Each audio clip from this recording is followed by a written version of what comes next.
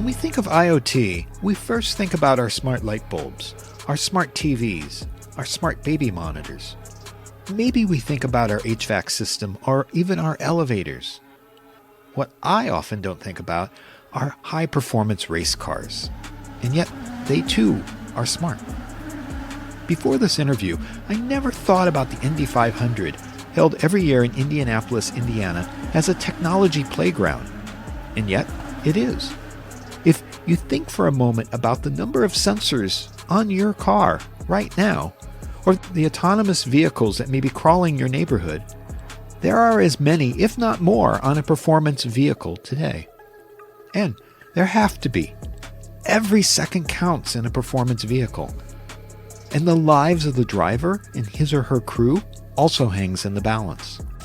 That means data, a lot of data, and on a variety of things, such as the local weather conditions, which over a course of a week could produce over a terabyte of data alone.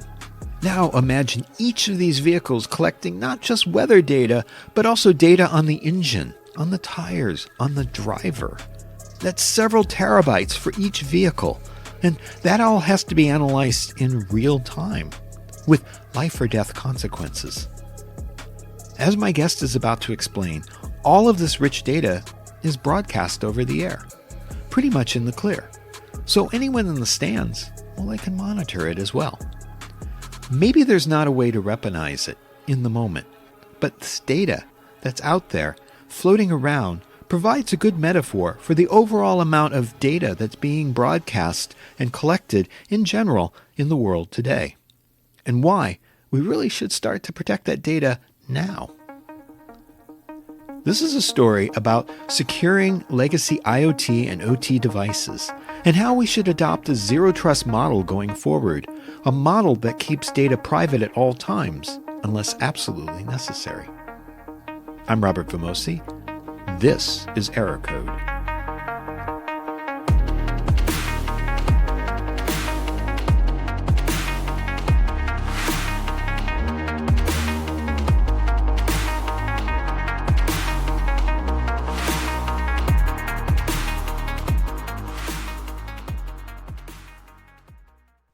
So I am Austin Allen, Director of Solutions Architecture for Airlock Digital. My whole background is IT manager, network engineer, everything from healthcare nonprofit, retail manufacturing, to even spending a year with McLaren with their IndyCar team here in the Americas. I've been on the vendor side for about 5 years now, helping end clients and IT admins like myself secure their networks. Spent a stint with SOAR, SIM, operations, EDR management, and then now have landed here with Airlock Digital. So Airlock Digital is application control. Simply put, we deny by default. So in a very different world where EDR looks at everything and attempts to make determinations on what's executing, our philosophy is that there's a lot of things that should not be executing, regardless of whether they're good or bad, but because they haven't been trusted by your company. So our technology allows you to make trust decisions, build policies based on what you trust, and then block all unwanted executables in the application. So I have to start out. How is this different from traditional zero trust? It's very similar to zero trust. It's really, it's not fully zero trust, but it's very complementary to it. So, zero trust is more comprehensive with identity and things like that. For us, it's really just about the signature of what you're trying to execute, and have you trusted that signature before? That can be path-based, certificate-based, publisher-based, a lot of different ways to trust something, but you decide what you trust, and then everything else is denied by default. So 0 days, anamorphic viruses, ransomware, none of those are allowed to run because the foreign code is unallowed to run. And I want to address the fact that there's a lot of homogenization going on in that, we used to have the Siemens PLC and it was different from the Philips PLC.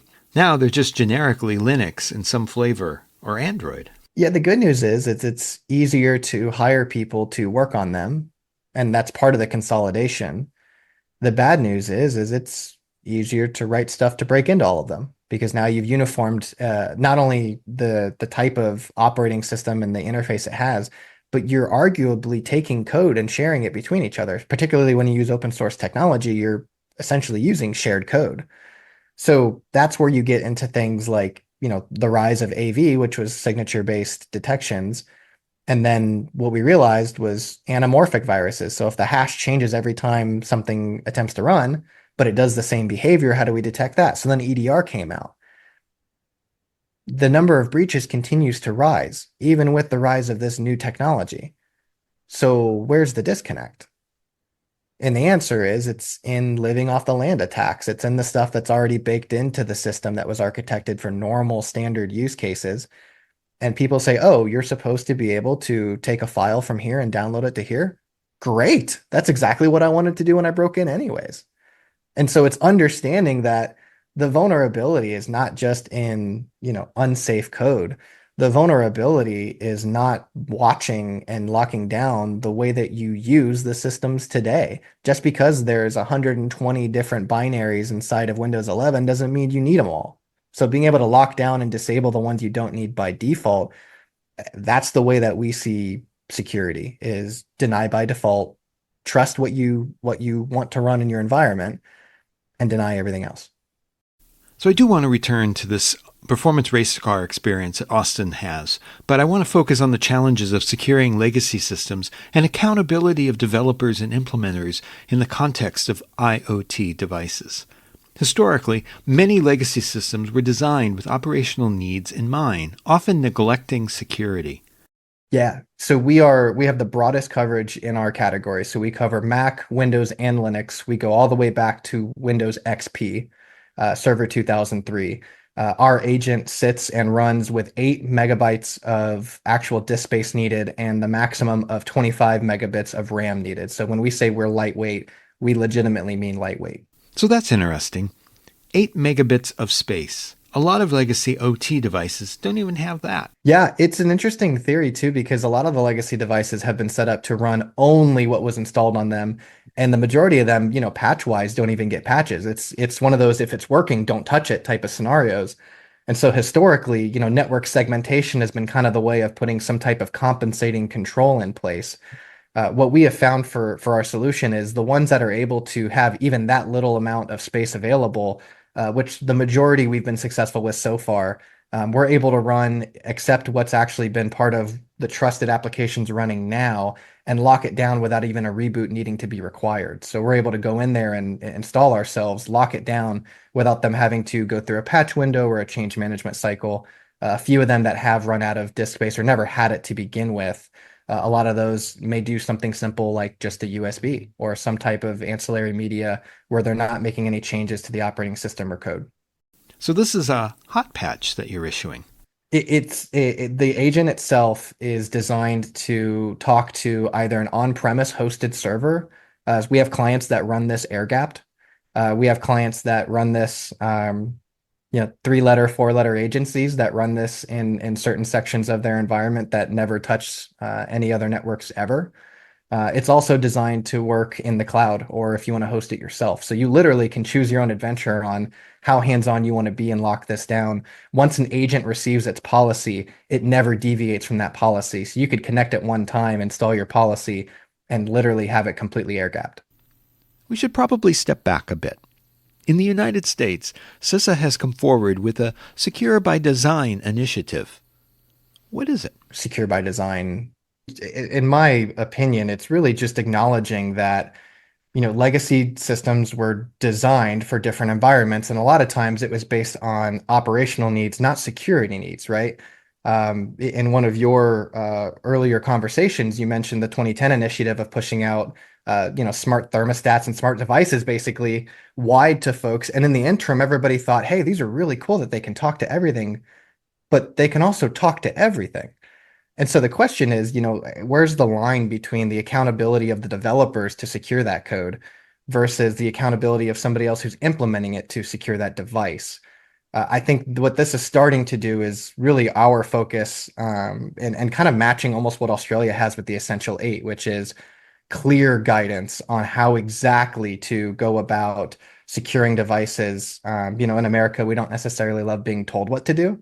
So a lot of times we provide guidance without providing really clarity on that. It's so broad and up for interpretation. So I think what they're trying to do now is get a little more granular with specific ways to actually, integrate some of these compatibility issues with older devices, try to mitigate some of the higher costs, and just look at really who owns the responsibility of securing these devices. Personally, I'd love to see it from the vendors themselves when they're creating this code. Just to drill down a bit more on that, I think of it as forward thinking. But you just mentioned that there's room for legacy as well. Yeah, I think it's the intermingling of what's new in IoT and all these new devices that we're coming out with, right? Everything from, printers, which we classically think IoT, to, smart fish tanks. I actually have seen a client get a compromise through smart fish tank. So being able to ping off of that device. So there's just, a whole broad term of IoT and what type of systems are connected. And I think they're doing a good job of looking forward, but I really feel like we're almost again trying to avoid the conversation of legacy OT systems and just saying how are we going to secure going forward and almost accept that we can't secure what's already been done in the past. And I just don't think that's true. So I actually wrote about somebody hacking into a Las Vegas casino's smart aquarium back in 2017, which is something right out of Ocean's 11. So this unnamed North American casino had a massive fish tank in its lobby, and someone used that unprotected network access to get into the casino's corporate network. The criminal hackers, they exploited a vulnerability in the fish tank's thermostat to get a foothold on the network, and then managed to access the high roller database of its gamblers, several gigabytes of data, which they then brought across the network, out of the thermostat, and up into the cloud. Kind of like how the remote access to the HVAC system led to that Target breach. Kind of brilliant, actually. These are basically network attacks enabled by poorly configured IoT devices rather than true IoT hacking itself. So with things like HVAC and Aquaria and the stuff that we don't even think about today, that's already out there, that's already in our lives day to day right now, how are we to get on top of that security? I love asking this question because 10 years ago, I wrote a book saying that all this stuff in IoT was about to happen. It's kind of two things, right? And we've almost become numb to I don't know, the breaches that are happening. I was just reading an article that when it comes to the response of company stock prices recovered to their pre-breach number 53 days after the breach was disclosed for Fortune 500 companies, which is insane to think about that, the monetary loss initially is huge, but in terms of stock, it recovers. So to me, like the new currency is not necessarily the data that was lost, it was the downtime, which puts a whole new emphasis on OT environments to stay operational. So, the operational cost has always been important, but client data securing, I think, was what people kind of refocused on. And, where do we keep our client data? Let's focus on handling that. And we almost overstepped the legacy systems that are in there now. And like you said, they're already there. It's not a simple, question of how do we protect what we want to install new. It's how do we protect what's already been there now. And again, the compensating controls of, network segmentation are great. There's a few companies that have basically made their company on network data analysis and AI analysis, specifically in the OT space. What I really want to see more of in this space is responsibility from developers on how they're securing the code they're putting into these devices, and going forward, how long they have to patch known vulnerabilities. Particularly in the medical space, it's horrible. A vendor can put out a known vulnerability in a really critical piece of equipment, and they can go back to the hospital and say, "Hey, we'll patch this in a year or so. So just do what you have to do in the meantime." Although the FDA has done pre-market guidance, they also ask to see all the way through the end of life of every device. Yes, it's starting to. I think the requirements are starting to get there. The problem is some of the penalties with that are worth the price. So the development time to go back and fix it and pay for it, and every time you implement a new patch, you tend to or have an opportunity to break something else when you do that, when you introduce new code. So I think some of these companies are opting to just say, sue us, like come after us, go ahead and put the number behind it. Our guess is that number is going to be less than it would cost us in brand awareness and engineering time to fix that one issue. Kind of like in the financial services space. They build in fraud, they expect fraud, and they just come to accept the losses for fraud. I fully agree. So that's an interesting question. How do we make compliance have more teeth? How do we enforce the consequences? I would say we've built frameworks, and frameworks are great. But again, frameworks are a nice way of saying, please do this, but you're not required to do this. So the requirements need to come. And I'm not a huge, proponent of government oversight. However, you look back at videos on YouTube of when seatbelts got mandated, when drinking and driving became illegal. You look at some of the interviews of people, and it's incredible, the infringement on freedom without the thought of the effect that they have on the others around them. And I think that's really where we got to get to is we're being desensitized to all of these threats and events and breaches and things that are happening. We're not thinking about how that's affecting those that are in our space. That's part of why, the US actually getting really direct with some of the new frameworks and policies they're coming out with, and being willing to share a lot of information. You've got the Five Eyes, which is a good way of sharing information, but just more broadly with other governments.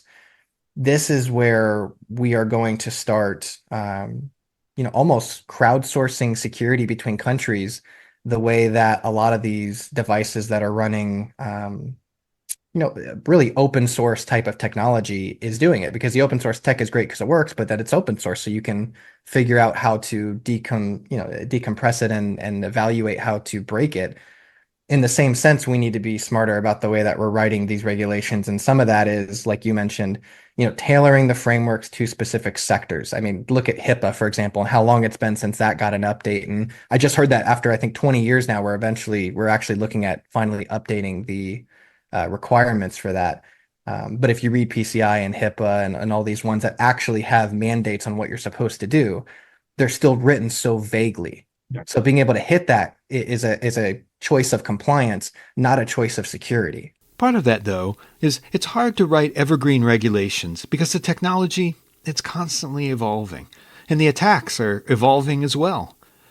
Like, I wake up every day and I see security news on Mastodon or whatever, and it's like, they did what? Yeah, it's a hard toss up, right? Of, when we are looking to hit compliance. So for example, if I'm trying to keep a SOC 2 compliance, I have to review my policies on an annual basis or every so often basis. It's written into that framework. I think for the government, it's interesting as they're pushing out these requirements to companies. There's really nothing written in on how often they have to review their own mandates. And so some of this is actually putting into those mandates or policies when the review cycle will be and the updates made. I don't want to see a whole CMMC thing where you go from 1 to 2 fairly rapidly. There's some pretty big changes, et cetera. But there's a middle ground there where if the government is going to put out mandates, they need to hold themselves accountable to when they update those mandates and how often. That should be written into the legislation. So, changing the subject a little bit here, going back to the attacks and how they occur, oftentimes there's ransomware associated with it. And it's not the data, in my experience, it's the money that they're trying to get. It's quick monetization. Yeah, it's been interesting because I just came from a company that did SIM and SOC services for clients.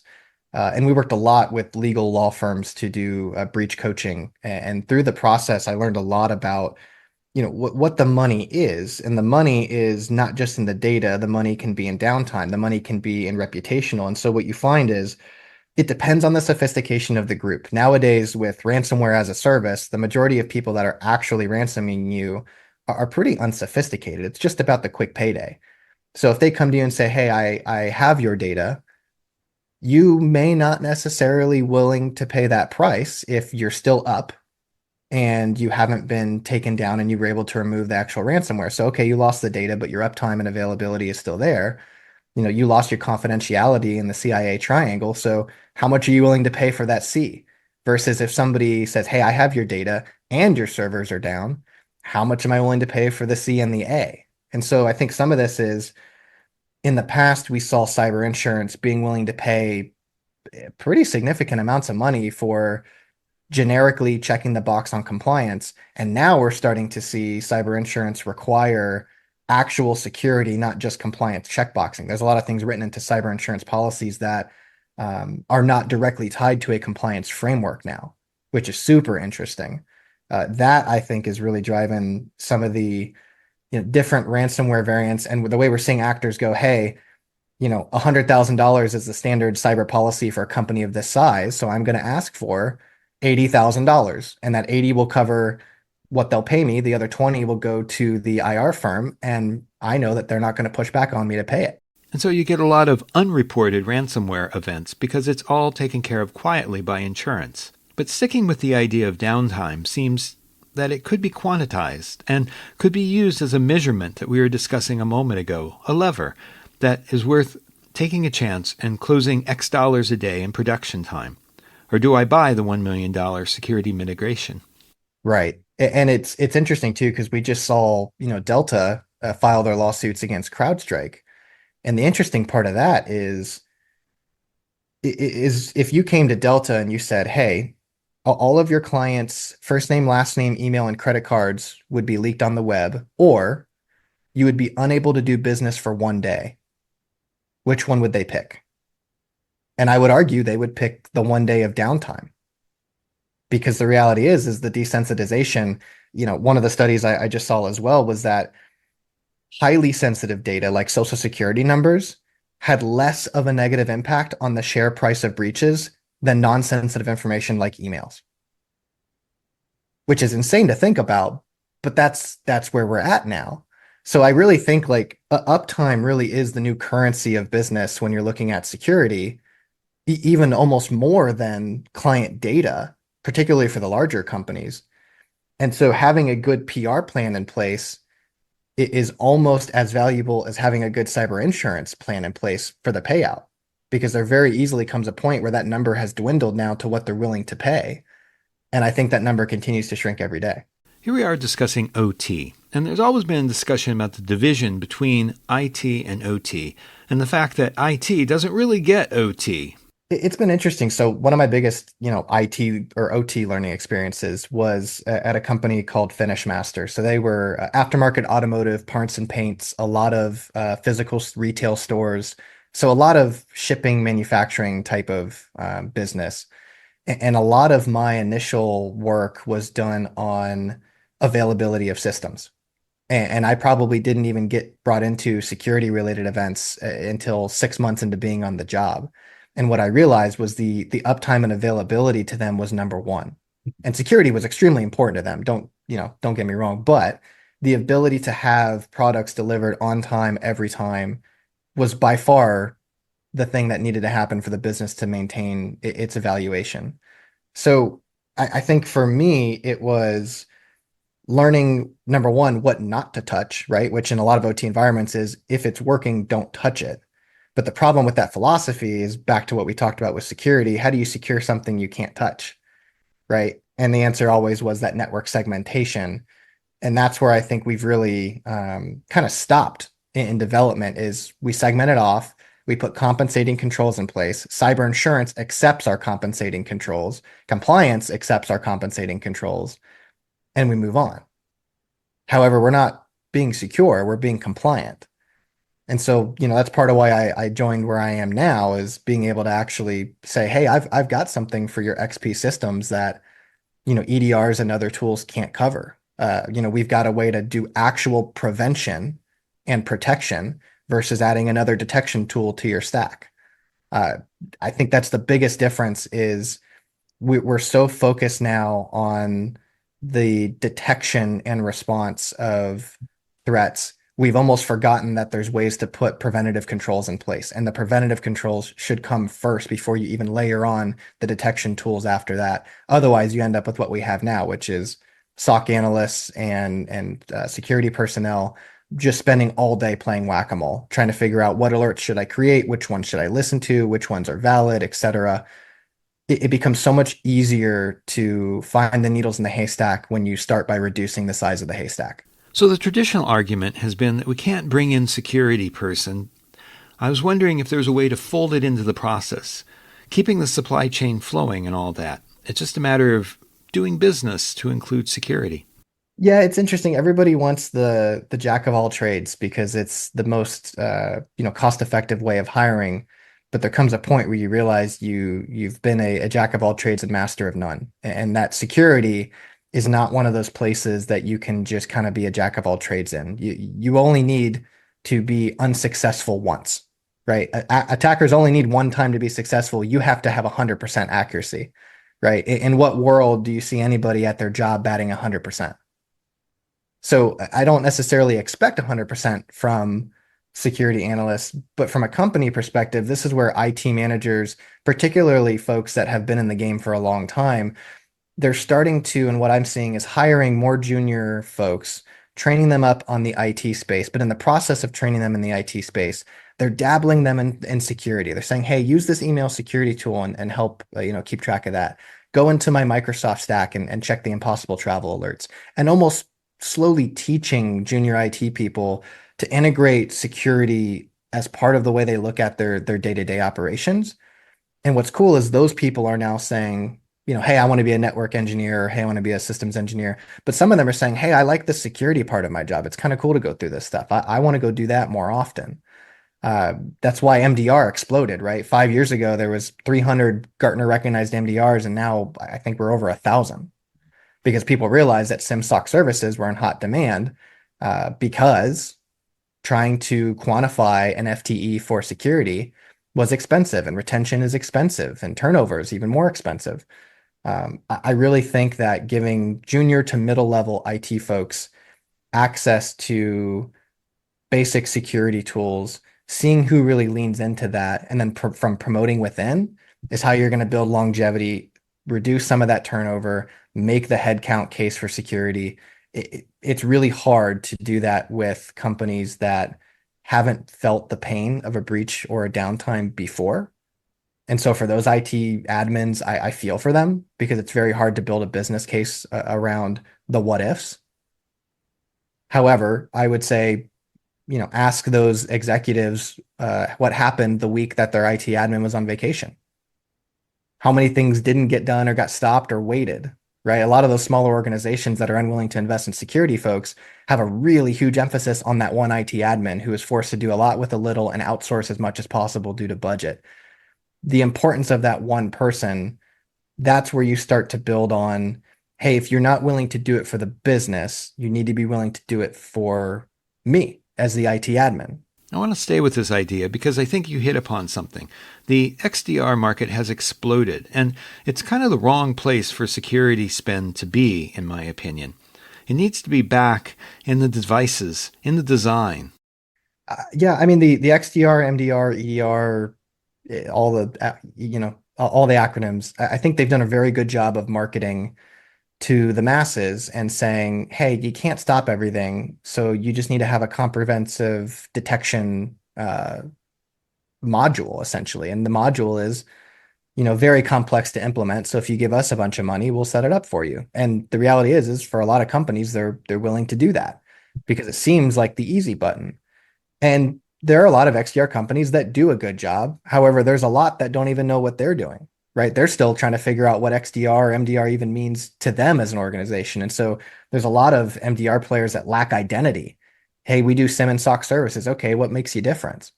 And nobody can answer, right? The number one answer is our people. Okay, well, everybody says that. So explain to me how that's any different than me hiring those people.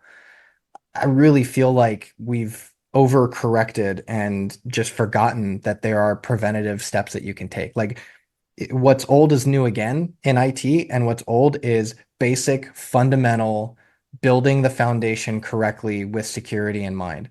It's locking down certain groups, knowing what groups you have to begin with when you're building organizational units in your domain controller. It's knowing what firewalls you have, who has access to those firewalls, what rules you have in place, etc.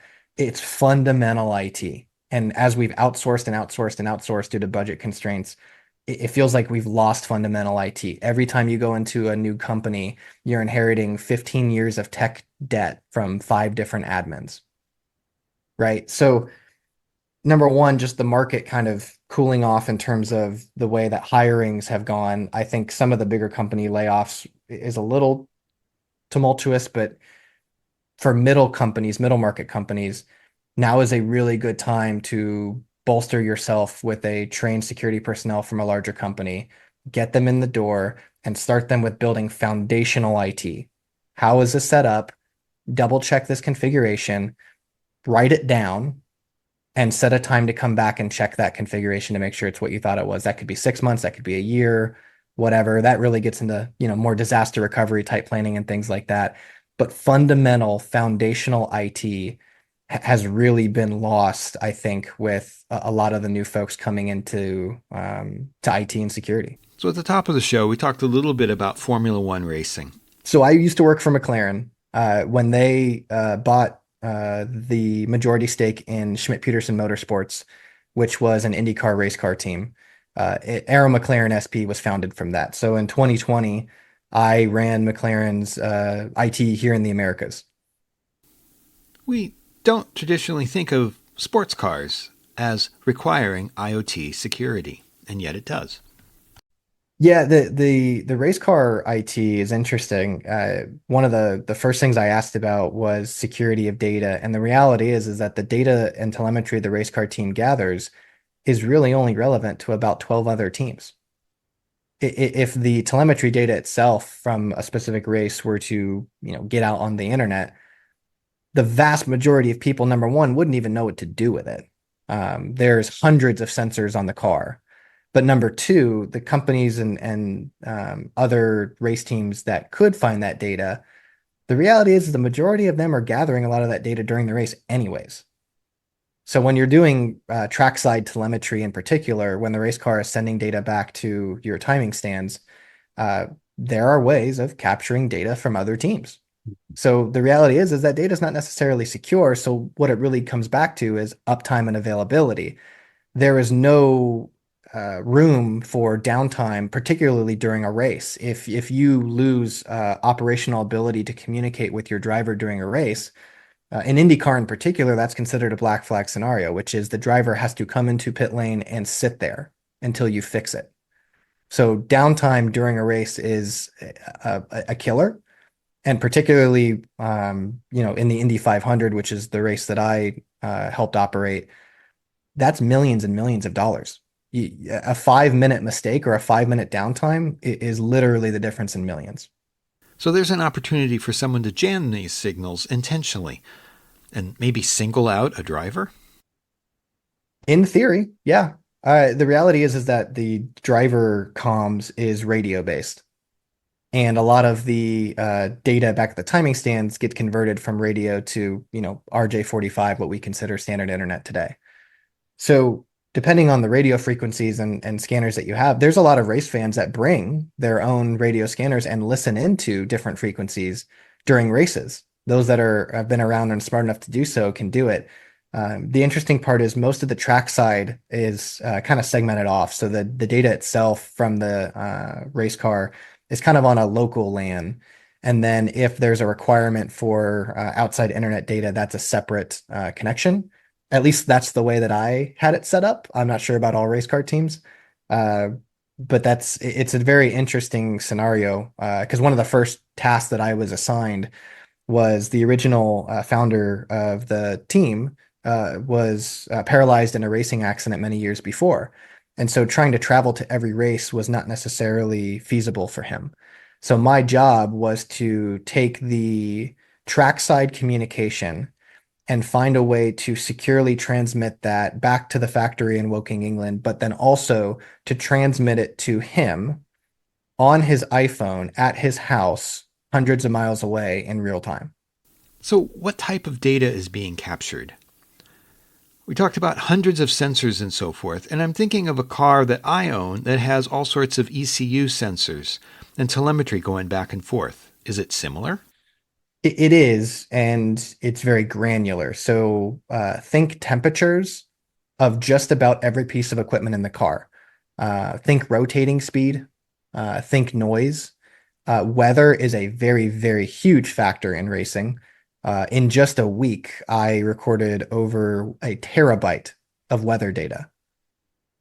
So the amount of data is unbelievable. I mean, just unbelievable. And the need for processing that data is so impactful because a lot of times your race strategy depends on what other cars are doing as well. So you actually need to be tracking other vehicles. And then you need to be able to simulate their strategy versus yours, and then know when to be able to send your car in of the pits, out of the pits, because where they come out of the pit lane at depends. Do they have clean air? Do they have dirty air? How slick are their new tires? What's the outlap going to cost them versus waiting another lap to come in on the old tires that are worn?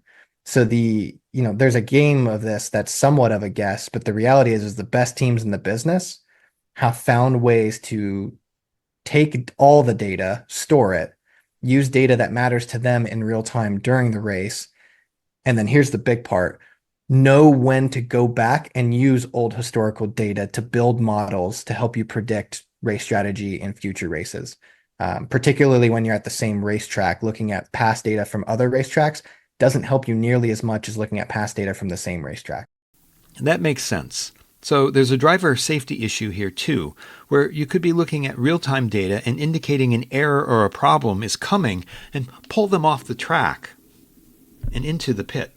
Exactly. And so, in IndyCar in particular, every pit team has a engineer from the engine. So, for example, it could be Honda or Chevy or whoever. There's an actual engineer from that engine manufacturer sitting at the pit wall timing stand, and they're looking at sensors in the engine itself to, again, to predict any concerns or issues. Now, in today's day and age, not only have they gotten very good at predicting issues, but the failures of cars now is designed with the expectation of failure. So almost different than what we were talking about in OT, where there's no controls built in for when something fails. How does it handle those errors or exceptions? In racing, there absolutely is, because driver safety comes into play. So you take away operational, we talked about the loss of client data versus the loss of uptime. Well, now you're talking about the loss of life. And that becomes number one automatically, always. That really takes the precedent. And so a lot of times, if an engine does fail, it may fail while they're on the track. However, there's no real harm to the driver. Now, there's always exceptions, right? Roman Grosjean had a unbelievable accident a year and a half ago in F1, where his car hit a safety barrier, a metal railing, literally split in two, caught fire, and he was trapped under his foot, pinned. Luckily, he survived. The video is unbelievable. But that broke just about everything we thought about was built into the safety of the car. And what we learned is if the car hits a metal barrier at X speed, going at X exact angle, some of the safety features were not built for that angle of collision. So now there's new safety features being implemented in place. So, racing in particular is a dangerous sport. It's riddled with accidents and horror stories. However, modern security now around vehicles has really come up alongside modernization of IT practices and security practices. So I'm curious, is there any back and forth? What we're learning in the racing world is helping consumer cars, or are consumer cars helping the racing world? Yes and no. So yes, in the sense of there is some help, but no in the sense of does it help public safety? Most of the help is for performance vehicles, very high-end luxury vehicles that are looking to push unbelievable amounts of horsepower. They're looking to reduce drag, because reducing drag, increases speed, but also increases their miles per gallon. So I'd say it's probably the biggest thing that they share is between the commercial side and the racing side is aerodynamics and how to get efficiency out of the vehicle itself. IndyCar is different in the sense of we refuel every so often during the race, versus F1, there is no refueling anymore. That was a safety decision because of the amount of fires that burned. Because in particular, the fuel that they're using burns invisibly. So if somebody catches fire, you don't know they've actually caught fire until they give you the signal. In the very beginning, that was a very obvious stop, drop, and roll. Teams got more advanced at that, but they tried to remove that. IndyCar still technically has that. So part of my job was not only, setting up the timing stands, the data, collecting telemetry, et cetera. I ended up getting drafted to help on the pit crew. So I ended up putting on a fire suit and helping with the tire exchange during races for the number 5 car. So my car was Pato Award. during that time, it was explained to me that, hey, this fuel burns invisibly, and here is how you indicate us, right? Here's where the nearest fire extinguisher is. Just a lot of different safety mechanisms that I never thought I would experience in my IT career. So sometimes I feel like a broken record with some of these questions, but I think Austin feels the same. Right? You're drilling into a topic and a type of security that people I think are just trying to ignore and hoping it goes away. Like, hey, that 20-year-old IT environment thing we have, it's going to break sometime in the next 5 to 10 years. So we're going to have to upgrade eventually. But until then, like I'm, going to drive that thing into the ground. Any parting thoughts? I would say that honestly, just two reminders. Number one, compliance is not security. I don't know how long we have to say it for. I understand there's a cost associated with it. Compliance is not security. So maybe that's for the newer folks coming into IT, understanding that they're checking boxes and feeling good. Yes, you're doing a good job for the business. However, what the business is asking you to do may not really be security. Keep that in mind. And number two would be really a call for the US. And I think we're really starting to see this shift now to not only update old regulations and frameworks, but start enforcing code signing and start enforcing security in code from the developers themselves. That is going to really change the way we see the next 20, 25 years of OT security when people are now putting in their updated systems and fuel pumps and whatever else. This IoT and smart connected world really requires secure by design approach when you're doing code building. And so it's not too late for folks that are using older technology. There are tools like, the company I'm with now that can help with that. But going forward, it really needs to be baked into with clear guidelines on what non-compliance looks like to really start building secure by design technology. I'd like to thank Austin Allen for coming on the show and providing some entertaining insights into the IoT world of performance racing, and also for the discussion of the proliferation of smart devices in general, which has exposed vulnerabilities within, say, smart fish tanks being compromised. This raises a question of responsibility for securing those devices. Should it fall to the developers who create the code, or to those who implement it? There's also a growing need for clear guidance, akin to Australia's Essential 8, to address security for both new and legacy systems. In the United States, regulatory frameworks are often broad and vague, leading to misinterpretations. Many organizations are now realizing that the security measures are necessary for new devices, and the risks posed by existing systems, well, they also can't be ignored.